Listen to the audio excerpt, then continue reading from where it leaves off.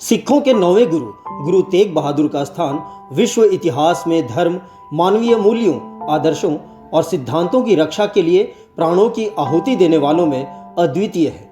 गुरु तेग बहादुर गुरु हरगोविंद के पांचवें और सबसे छोटे संतान थे।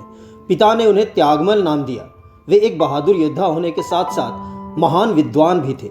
करतारपुर में मुगलों के साथ उनके शौर्य को देखकर उनका नाम त्यागमल से तेग बहादुर रखा गया, जिसका अर्थ था तलवार का स्वामी। लेकिन इस युद्ध के बाद उन्हें वैराग्य हो गया और उन्होंने बाकला में रहकर 26 साल तक साधना की। इसके बाद उन्हें 9वां गुरु बनाया गया और गुरु तेग बहादुर चारों तरफ शांति का संदेश फैलाने लगे। ये वो समय था जब मुगल शासक औरंगजेब के शासनकाल में हिंदुओं और सिखों के जबरन धर्मांतरण हो रहे थे और उनके मंदिरों को तोड़ा जा रहा था। महिलाओं के साथ अमानवीय अत्याचार किया जा रहा था और गुरु इन सब से अत्यंत दुखी थे। औरंगजेब की तरफ से अफगान खान कश्मीर का सूबेदार हुआ करता था। औरंगजेब के आदेश के अनुसार उसने भी तलवार के दम पर कश्मीरी पंडितों को मुसलमान बनाना शुरू कर दिया। कश्मीरी पंडितों ने गुरु तेग बहादुर के बारे में सुन रखा था कि वह लोगों की मदद करते हैं और उनकी रक्षा करते हैं, तो कश्मीरी पंडितों का समूह गुरु जी से मिलने आनंदपुर साहिब पहुंचा। जब कश्मीरी पंडितों ने गुरु जी को अपनी पीड़ा सुनाई तो गुरु ने कहा कि कमजोरों में जान डालने के लिए और इस धर्म परिवर्तन को रोकने के लिए जरूरी है कोई पवित्र व्यक्ति अपनी कुर्बानी दे, तभी लोगों में हिम्मत आएगी। गुरु गोविंद सिंह, जिनकी उम्र केवल 9 वर्ष की थी और उस वक्त वे गुरु के साथ तख्त पर बैठे थे, उन्होंने कहा, पिताजी, आपसे पवित्र और ज्ञानी व्यक्ति कौन होगा इस कार्य के लिए? और शायद गुरु तेग बहादुर भी यही सोच रहे थे। उनके बेटे के विचारों ने उनमें आशा की एक और उम्मीद जगा दी।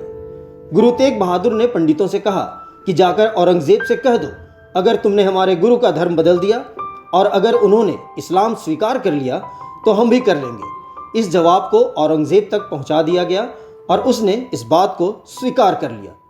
इसके बाद गुरुजी अपने 4 खास सेवक भाई मतीदास, भाई जतीदास, भाई दयाला और भाई जैता जी के साथ आनंदपुर साहिब से चल पड़े। गुरु तेग बहादुर साहिब के निडर औरंगजेब के पास आने और लोगों की मदद करने की बात से औरंगजेब विचलित हो उठा और उसने गुरु तेग बहादुर और उसके साथियों को तुरंत गिरफ्तार कर दिल्ली लाने का फरमान जारी किया।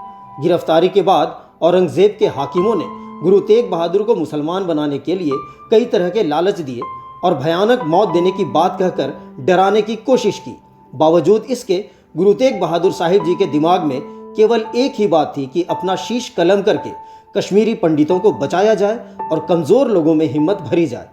गुरु जी को डराने के लिए पहले उनके सामने भाई मतीदास जी को जिंदा आरे से चीर दिया गया, भाई दयाला को उबलते पानी में डुबोकर मार दिया गया और आखिर में भाई सतीदास जी को जिंदा जला दिया गया।